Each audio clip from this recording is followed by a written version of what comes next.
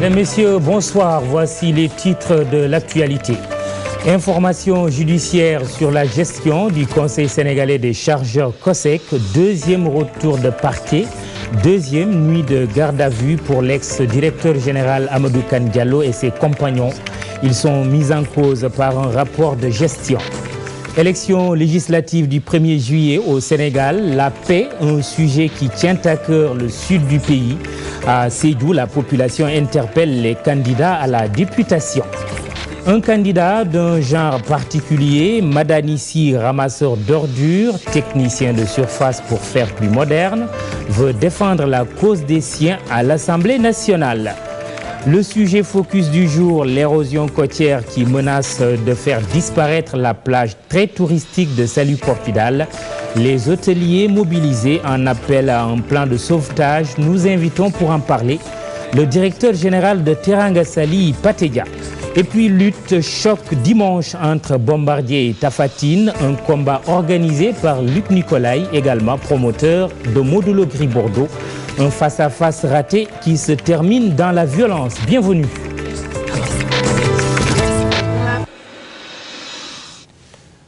Mme Fatou Ndoye, bonsoir. Bonsoir Mamoudou. Gestion du COSEC, Amadou Kane Diallo et compagnie chez le procureur de la République aujourd'hui. Tout à fait. L'ancien directeur général du COSEC et le PCA, l'ex-PCA, Ahmed Falbraya, au tribunal de Dakar durant toute la journée. Après avoir passé la nuit au commissariat central, ils sont soupçonnés de mauvaise gestion suite à un rapport de l'ARM. Alors, pour plus de précision, nous sommes en ligne avec Chérif Dia qui était au tribunal de Dakar. Comment les choses ont évolué depuis tout à l'heure? Oui, mon patou, les choses ont bel et bien évolué. Amadou Kane Diallo et compagnie donc vont passer le week-end au commissariat central de Dakar. Ils font l'objet de ce qu'on appelle un retour de parquet. Donc tout le week-end, ils vont passer là-bas en attendant peut-être d'être reçus par le juge la semaine prochaine. Il faut dire que tout cela entre dans le cadre d'une procédure sur la gestion du Conseil sénégalais des chargeurs COSEC. Et tout ce qu'on peut retenir ici, donc Ahmed Falbraya et compagnie vont retourner là-bas au commissariat central en attendant d'être reçus par le procureur. Il faut juste dire que l'attente a été longue pour les familles, mais aussi les proches du maire de Ndioum qui sont venus le soutenir. Et à un moment donné même, ils ont exigé sa libération en criant, mais cela n'a pas empêché au tribunal de faire son travail. Donc on aura plus de détails la semaine prochaine. Chérif Dia, merci. Une toute autre actualité, lutte contre le paludisme. 36 pays unissent leurs forces. Des pays qui se sont donné rendez-vous dans notre capitale pour 3 jours. Ils vont réfléchir et établir un programme d'éradication de la maladie. 14% des enfants de moins de 5 ans sont touchés par le paludisme et l'ONU demande une assistance continue à cette mission de solidarité. Alun Dia, qui est le représentant du ministre de la Santé et de l'Action sociale, il s'exprime au micro d'Amina Tayad. Le pays va en tout cas faire une analyse interne pour voir les pistes, n'est-ce pas, qu'il va falloir emprunter pour mobiliser davantage de ressources en faveur de la lutte contre le paludisme. C'est encore une priorité nationale. Nous avons pu atteindre un niveau de performance très élevé. Si nous prenons le cas du Sénégal, en quelques années, nous sommes passés d'une morbidité ou d'une mortalité, ou d'une morbidité proportionnelle de l'ordre de 35 voire 40% à moins de 5%. Nous allons en tout cas réviser notre stratégie, notre approche pour continuer à être performants et à faire de telle sorte que nos populations soient davantage protégées. Trafic de drogue, plus de 600 kilos saisis entre janvier et octobre de l'année dernière. Des saisies effectuées par la police et la gendarmerie. Le sujet est abordé à l'occasion de la semaine de sensibilisation sur les drogues. Une occasion pour le comité interministériel de lutte contre la drogue d'alerter sur les méfaits de ces produits illicites. Abi Diallo est la coordonnatrice du SILD. Elle est au micro de Fatidien et Ibou Cissé. De chanvre indien, on a 600 kg qui ont été saisis. Occasionnant l'interpellation de 51 personnes, 7 Maliens, 2 Guinéens, 2 Nigérians et 40 Sénégalais. En matière de cocaïne, on a saisi 299 grammes, dont 8 pierres de 6 grammes. On a interpellé à cette occasion 2 Sénégalais et 2 Bissau-Guinéens. En matière d'héroïne, 3 Kepa ont été saisis sur un Sénégalais. Au sein de cette, à l'occasion de cette semaine, qu'il y a 1400 et quelques usagers de la drogue qui se piquent par injection.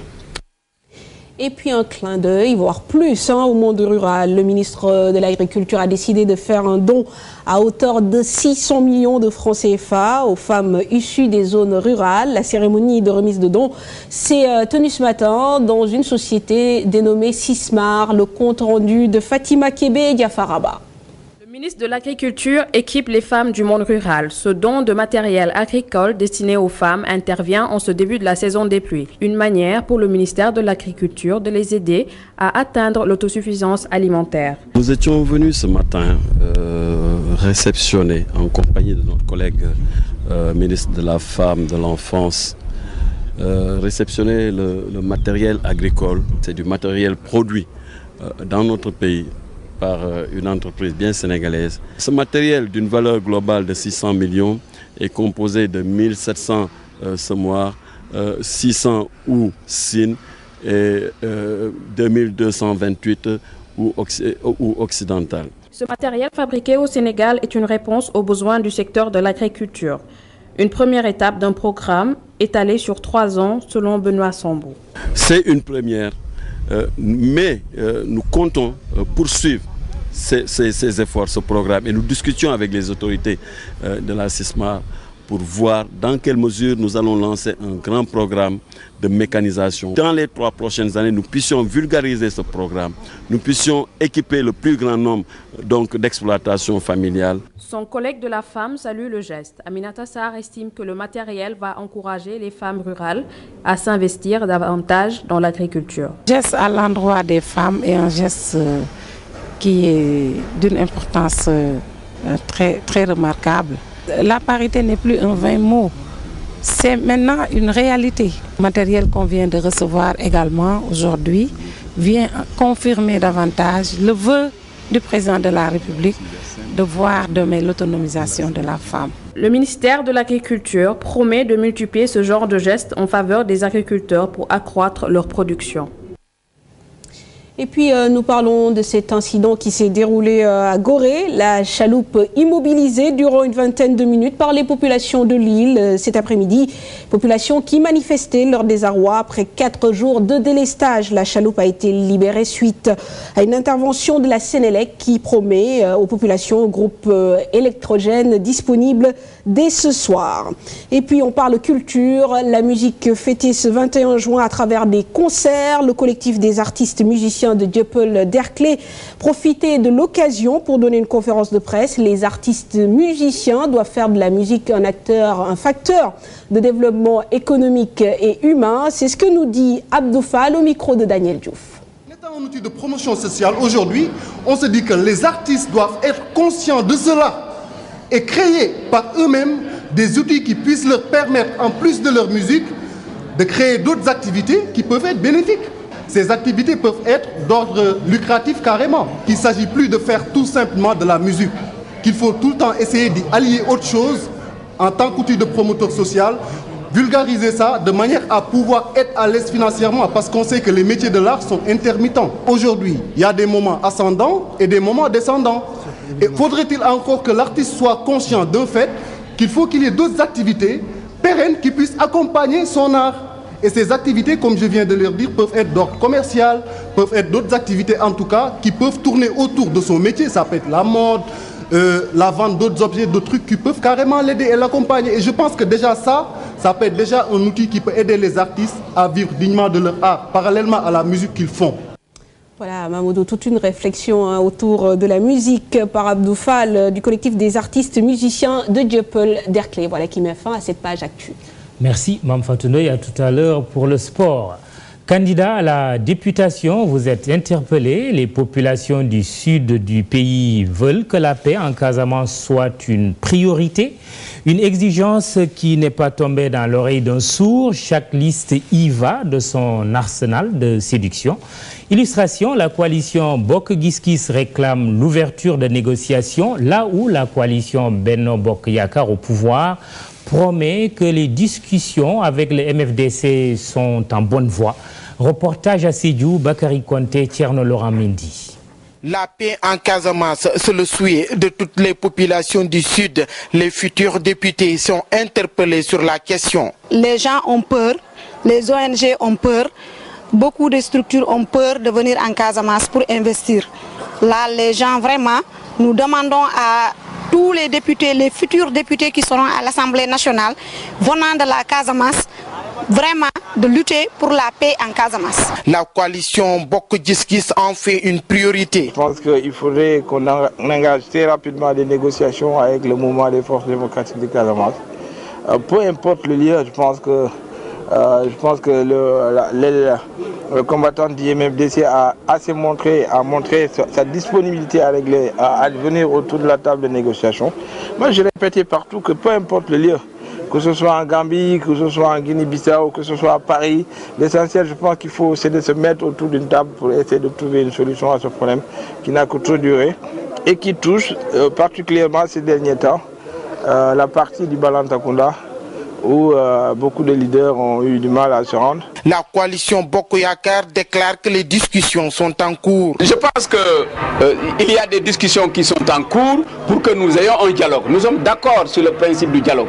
Nous sommes d'accord aussi pour associer les pays voisins dans ce dialogue sur la situation en Casamance, la Gambie et la Guinée-Bissau. Les populations de cette partie sud du pays attendent avec impatience le retour définitif de la paix en Casamance. Un candidat d'un signe particulier à ces élections législatives du 1er juillet, l'éboueur du peuple, si on peut l'appeler ainsi, ambitionne d'être le député du peuple. Madanissi, un enfant de la SICAP, fils de policier radié, est un ramasseur d'ordures. Syndicaliste dans l'âme, il a souvent croisé le fer avec l'État pour défendre les intérêts de ses collègues, avec comme objectif d'anoblir un métier mal considéré par la société. C'est pour cette cause justement qu'il se bat pour faire son entrée à l'Assemblée nationale. Madanissi, un tableau peint par Fatou Bintou Konté avec Pape Khalindiaï pour les images. Âgé d'une quarantaine d'années, ce fils de policier radié est devenu technicien de surface pour nourrir sa famille. Madanissi, le défenseur des éboueurs, n'a jamais cru de sa vie devenir un jour un ramasseur d'ordures. Ce n'était pas évident d'en arriver là, d'être technicien de surface, d'être ramasseur des ordures. Pourquoi je l'ai fait? Parce qu'il y a eu un événement douloureux, malheureux en 1987. Parce que suite à la radiation de mon père, qui était policier, qui a servi 20 ans à la nation sénégalaise, il se retrouve radié comme un malpropre. C'était difficile. Quelqu'un qui est radié 7 ans, sa famille s'est disloquée. J'étais au lycée Galandou Diouf, j'ai cartouché, je ne pouvais plus continuer les études. Et en tant que fils aîné, il fallait faire quelque chose. Raison pour laquelle j'ai accepté de faire ce boulot. Pourtant, il ne se considère pas comme un malpropre, toujours bien habillé. Ce quadragénaire a chaque fois essayé de donner une bonne image à un métier longtemps méprisé. Il y a cette forme de stigmatisation. Pour certains, ceux qui travaillent dans les ordures sont des moins que rien. C'est des gens qui ne participent pas au développement de la nation. C'est des gens qui n'ont aucune ambition. C'est des gens mal fagotés qui ne doivent pas aspirer à des changements meilleurs. Nous sommes en train aujourd'hui de redorer le blason du technicien de surface. C'est pour montrer que c'est à travers le comportement et la tenue qu'on respecte la personne. Ce n'est pas parce qu'on travaille dans les déchets qu'on doit être mal fagoté, qu'on doit être mal habillé, ou bien qu'on ne doit pas respecter sa propre personne. Au contraire. Investi sur la liste Convergence patriotique pour la justice et l'équité, ce syndicaliste affirme qu'il ne va plus laisser les politiciens décider à la place des éboueurs à l'Assemblée nationale. Si demain, Inch'Allah, nous sommes élus députés, puisqu'on ne peut pas concevoir depuis plus de 40 ans, à chaque fois que des députés votent des lois, ils le font sans pour autant tenir en compte les aspirations des travailleurs. Et nous en avons assez de voir des gens qui ne sont mis que pour leurs propres intérêts. Selon Madanissi, la fonction de député n'est point une sinécure. Il compte, une fois élu à la place Soweto, de défendre ses collègues, si l'on peut dire, proprement. Un éboueur député charmant, non. Bon, on s'en arrête là. La lutte n'arrive toujours pas à vaincre la violence. Le face-à-face Modou-Lo-Gris Bordeaux avec le Faubourg du premier nommé a mal tourné ce jeudi. Les allées du Centenaire à Dakar ont été transformées en arène de gladiateurs. Les riverains interpellent le promoteur tandis que le CNG de lutte accuse les supporters des deux lutteurs. Un reportage de Maïmouna Ndiaye à Tanarba. Encore un rendez-vous de Luc Nicolaï raté. Son face-à-face entre Modou-Lo et Gris Bordeaux s'est terminé en bataille rangée entre supporters. Une situation qui interpelle le CNG. Effectivement, il y a eu un constat qui a été fait, c'est-à-dire que le lutteur Gris Bordeaux était convoqué à 19h10, Modou-Lo à 19h20. Gris Bordeaux est bienvenu avant son heure de convocation d'ailleurs, parce qu'il était là-bas, je crois, vers les 18h50. Et il est resté jusqu'à 20h, pratiquement avant de partir. Modou-Lo est arrivé bien après. Donc, dans le constat qui peut être fait de ce point de vue-là, c'est que Modou-Lo est arrivé en retard. Le comité national de gestion se limite à constater les dégâts et rejette la responsabilité au fans club. Ce qui s'est passé après, c'est malheureusement pas le fait des lutteurs, mais de ce qu'on appelle communément les fans club. Parce qu'en fait, c'est eux qui apportent les germes de la violence dans les stades, puisque voilà des individus qui se disent fans ou partisans d'un lutteur donné et qui n'acceptent pas que le lutteur soit terrassé. Les dégâts matériels sont énormes. Les habitants des allées du Centenaire s'en prennent aux organisateurs. Les face-à-face dans les combats de Luc Nicolaï finissent toujours par des scènes de pugilat. Prochainement, il doit être beaucoup plus vigilant. Par exemple, penser à bien renforcer la sécurité. Il faut prochainement qu'il puisse renforcer la sécurité. C'est ce qui manque le plus. C'est aux environs de 19h que tout a commencé avec des jets de pierre. Vous voyez, ils ont tout cassé, même nos vitres. Les combats organisés par le promoteur Luc Nicolaï dégénèrent souvent. Aujourd'hui, les riverains des allées du Centenaire lancent un appel aux différents organisateurs afin que de tels face-à-face n'occupent plus la place publique.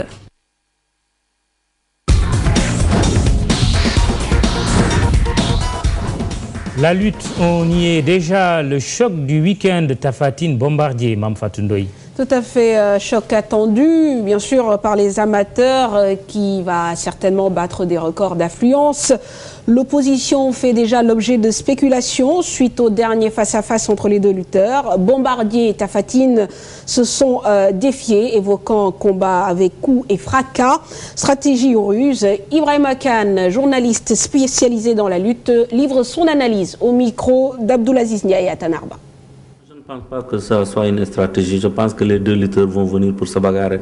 Que ce soit Bombardier ou bien Tapha Tine, il faut s'attendre à la bagarre. Pourquoi je dis qu'il faut s'attendre à la bagarre? Parce que Bombardier a besoin de cette victoire. Il ne pense même pas à la défaite. Il a besoin de cette victoire pour mieux se replacer, pour au moins montrer qu'il est un digne roi des arènes comme en 2002. La bagarre va profiter sincèrement à Bombardier, parce que Bombardier c'est quelqu'un qui a une frappe très lourde. Beaucoup de lutteurs le craignent par sa force de frappe. Il a une force de frappe très redoutable. C'est pourquoi on le surnomme le B52 de Mbour. Donc c'est pas pour rien. La bagarre va profiter cruellement à Bombardier. Mais je ne sais pas si Tapha Tine va miser sur la bagarre, mais la bagarre va profiter à Bombardier. Retenez que ce combat Tapha Tine Bombardier sera retransmis en direct sur nos antennes dimanche après-midi. Puis Luc Nos qui fête ses 118 ans d'existence avec différentes manifestations prévues à partir de 9h demain au stade Iba Mar Diop. Marche, activités sportives pour les jeunes et une conférence axée sur le thème femmes, sport et santé seront au menu. Et puis à 19h demain toujours, la délégation sénégalaise pour les Jeux Olympiques sera reçue à l'ambassade de Grande-Bretagne. Mamoudou.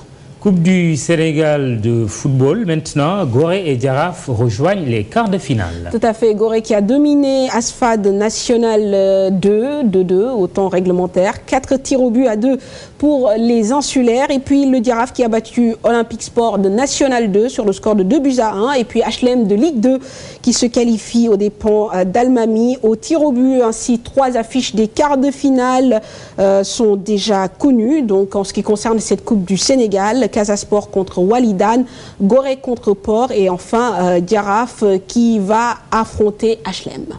On passe à l'Euro 2012. Le deuxième quart de finale se joue en ce moment. Tout à fait. Il s'agit donc de l'Allemagne qui affronte la Grèce et le match semble déjà, donc une victoire semble déjà être promise aux Allemands qui mènent pour le moment 3-1. Et puis hier, le Portugal a été la première équipe qualifiée pour les demi-finales de l'Euro 2012. La Seleção peut dire merci à son joueur vedette Cristiano Ronaldo qui a marqué le but de la victoire dans les 10 dernières minutes et devient donc co-meilleur buteur de cette compétition. Avec 3 réalisations, les hommes de Paulo Bento affronteront en demi-finale le vainqueur du match de demain prévu entre l'Espagne et la France. Alors, Mamadou, nous revenons au Sénégal pour parler quand même d'un geste important, un geste de Djibril Kani, le manager d'Akon, qui vient d'offrir au Club du Sud un lot d'équipements d'une valeur de plus de 3 millions de francs CFA. Donc, les dirigeants du Casa Sport qui sont évidemment très contents de ce geste. Et du côté de Djibril Kani, on considère que les acteurs de tous les secteurs doivent aider le football de leur contrée d'origine. Nous écoutons leurs réactions. Honnête, c'est pas parce que je viens de la Casamance. Je me suis rendu en Casamance il y a 6 mois et j'ai vu qu'ils n'avaient pas trop de support. Je ne peux faire que faire un geste pour que les gens aussi puissent voir cet acte et essayer de faire la même chose. Et aujourd'hui, ce qu'il nous a donné, je pense que c'est venu à son heure. Certes, c'est du matériel très bon et on salue ce geste qui a été fait et vraiment on lui tire le chapeau. Je lui tire le chapeau et là c'est super parce que c'est un matériel qu'on peut utiliser pendant 2 à 3 saisons et on peut passer à notre petite catégorie aussi. On va les donner une certaine partie et les ballons aussi sont venus à son heure. Vraiment, je ne trouve pas exactement les qualificatifs, mais seulement ce que je peux dire, je suis comblé et on remercie le donateur. La belle plage de Saly Portudal se défigure. Pire, elle risque tout bonnement d'être rayée de la carte. Alors, pour éviter telle catastrophe, il n'y a pas 1000 solutions. Il faut stopper net l'érosion côtière qui ronge la petite côte. Un signal de détresse que vient d'envoyer le collectif des hôteliers de Saly. Un document de nos envoyés spéciaux, Dissa Prera, Imoussissé. La menace écologique pèse sur la côte de Saly Portudal. L'érosion côtière a fini par engloutir les plages de la zone.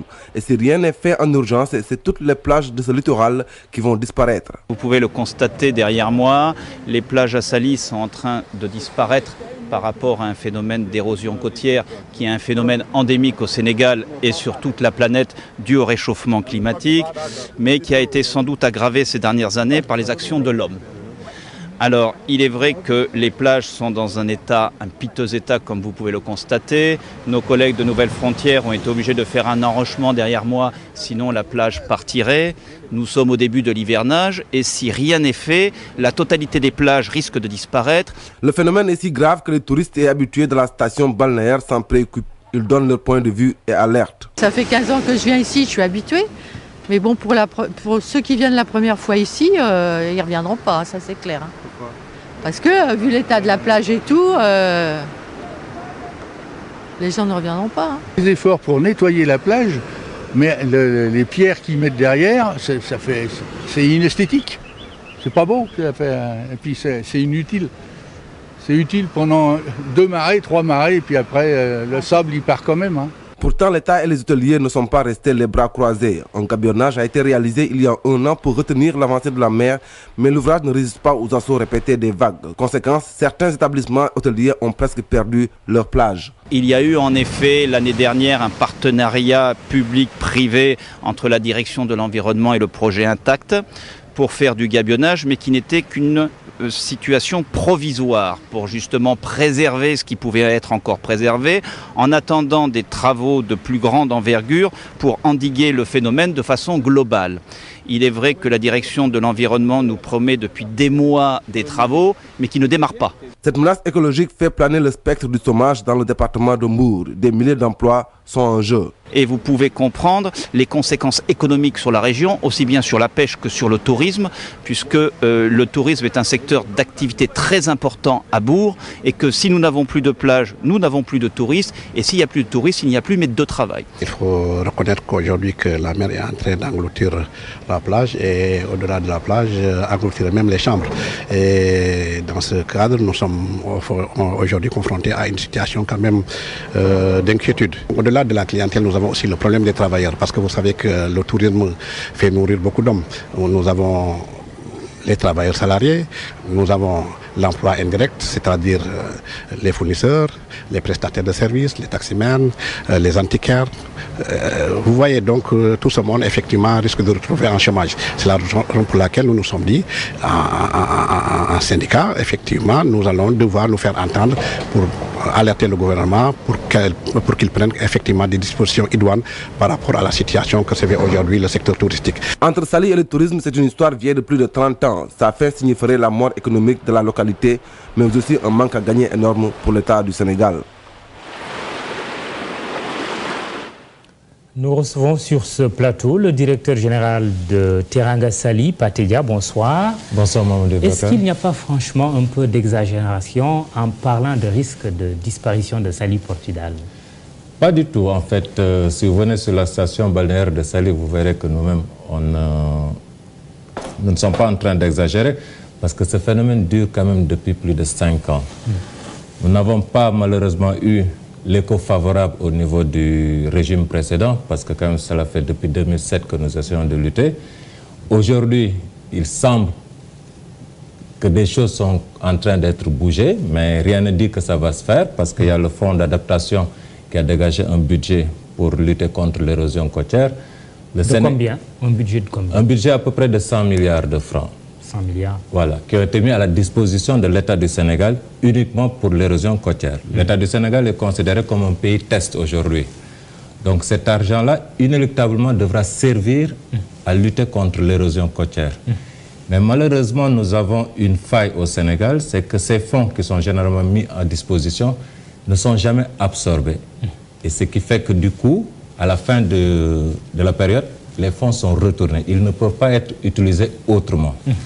Nous avons lutté pendant 5 ans, je dirais, avec le régime précédent, parce que moi-même, j'ai assisté à plusieurs conseils présidentiels de l'investissement au niveau du Méridien, où on a eu des passes d'armes avec le président de la République. L'ancien président, je dirais, qui a été constant parce qu'il n'a jamais voulu du tourisme, donc il n'a jamais voulu réellement aider le tourisme. Nous avons eu la visite de plusieurs ministres du tourisme au niveau de Saly, le ministre de l'Environnement Djiboka, mais malheureusement, aujourd'hui, il ne nous reste plus que 6 mois pour consommer cet argent-là. Pourtant, tout le monde est conscient de l'importance de Saly Portudal. Pourquoi tout le monde est conscient, mais je veux dire... ce manque de volonté politique? Mais pendant 12 ans, quand même, je reconnais au président Abdoulaye Wade une chose. Il a été constant dans sa lutte contre le tourisme. Je dirais, il n'en a jamais voulu. On a eu des échanges très, très houleux par moment concernant le tourisme. L'explication même vient du dernier salon du tourisme où il a eu à nous dire « je vous épargne de mon discours ». Quand on épargne quelque chose, ça veut dire que le discours n'était pas ce qu'il fallait. Aujourd'hui qu'il y a un changement de pouvoir, nous espérons, puisque le président de la République actuelle, M. Macky Sall, était en ce moment-là au niveau du Conseil présidentiel de l'investissement, donc il était bien au courant de nos difficultés. Donc nous essayons juste d'attirer son attention sur l'urgence du problème de l'érosion côtière. Je reconnais que tout est urgent aujourd'hui au Sénégal, donc, mais il faut que parmi ces urgences, que M. Macky Sall puisse inscrire l'érosion côtière, sachant que dans 6 mois, ces fonds seront retournés au niveau du fonds d'adaptation. Il faut agir alors très vite. Oui, alors l'érosion côtière, c'est le fait de qui et de quoi? C'est le fait de plusieurs facteurs. Nous reconnaissons notre tort là-dedans. Parce qu'il y a eu certains travaux qui ont été effectués au niveau du port autonome de Dakar qui ont fait que les flux ont été détournés Certains parmi nous ont cherché à se protéger. Mais le problème est qu'il n'a pas été fait d'études réelles d'impact sur la station, ce qui fait que ceux qui ont essayé de se protéger, en fait, ils ont déplacé le problème vers l'hôtel mitoyen, et ainsi de suite. Malheureusement, nous, au niveau de notre hôtel, nous sommes mitoyens au village de Saly, ce qui fait que le problème a été stoppé au niveau du village de Saly. Aujourd'hui, notre hôtel a été le plus touché, mais malheureusement, aussi bien les autres nouvelles frontières que Fram, d'ici la saison prochaine, si rien n'est fait, leurs plages disparaîtront. Avez-vous estimé les besoins aujourd'hui pour faire face, pour stopper ça? Ben, c'est l'État lui-même qui a estimé les besoins. Ils ont déjà fait plusieurs études, donc aussi bien des études au niveau national que des études au niveau national. Aujourd'hui, il ne reste plus que l'application. On ne peut pas faire autre chose que de demander au président de la République de demander à ce que ces fonds dégagés par le fonds d'adaptation puissent être consacrés à la lutte contre l'érosion côtière plutôt que d'être retournés ailleurs. Merci, Patedia. J'imagine que le temps n'était pas suffisant pour évoquer un tel sujet. Nous aurons le temps d'en discuter plusieurs fois. Teranga Saly. Merci en beaucoup. tout cas, faisons tout pour sauver Saly Portudal. C'est la fin de l'incontournable ce soir. Lundi, un journal plus classique avec toujours cette sauce incontournable que vous adorez. Dans un instant, un café avec à déguster. Merci de nous avoir suivis. Bonsoir, excellent week-end.